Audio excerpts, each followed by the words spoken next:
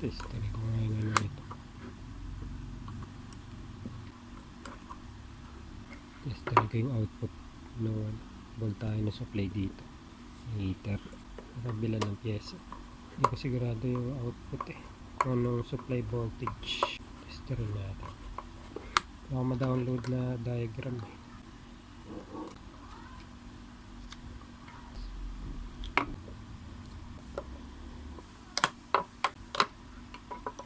Tagawa ko muna ng para. Ito muna gamitin ko nga cordon.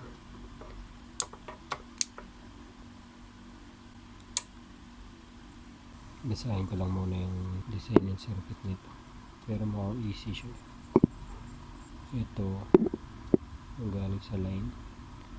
Isa, tapos ito mukhang galing dito. Kaya search ko na yung value nito. X0405MF. Anti-restore siya. So ito yung simple to lumabas. So dito siya galing. So sa anti-restore siya galing. Ayan sa paa. Nasa gitna.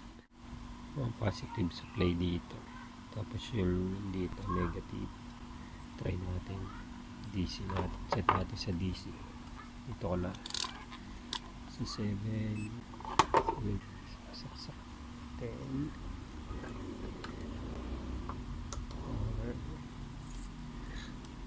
Try natin kung may marig tayo dito ang DC.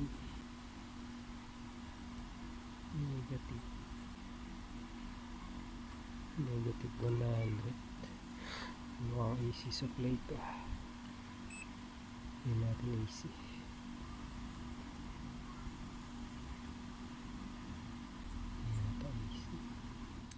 DC supply siya. Tapos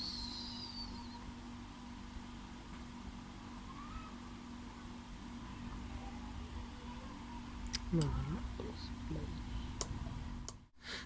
Try ko palamigin.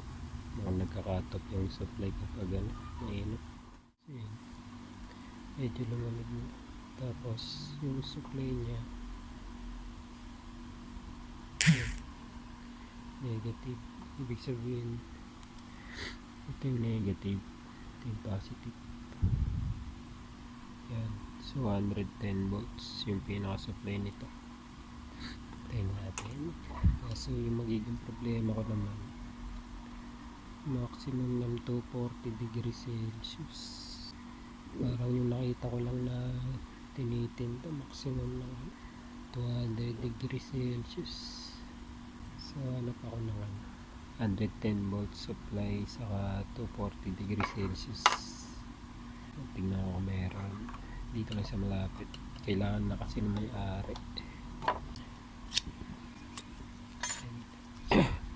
Natin kung meron ito. Subukan antasan yung kung 100 temperature nya, kung 100 pa rin, 10 volts pa rin yung out. So yan, 110 pa rin siguro ito. So yun po, ginawa na ng customer yung isa. Ito hindi niya na daw papagawa. Yung abutin kasi ng ceramic heater, yung pinakamurang nakita ko 400 plus, pero naman 5 piraso na. Tapos yung cordon pa, tapos ipapalalamog niya na naman.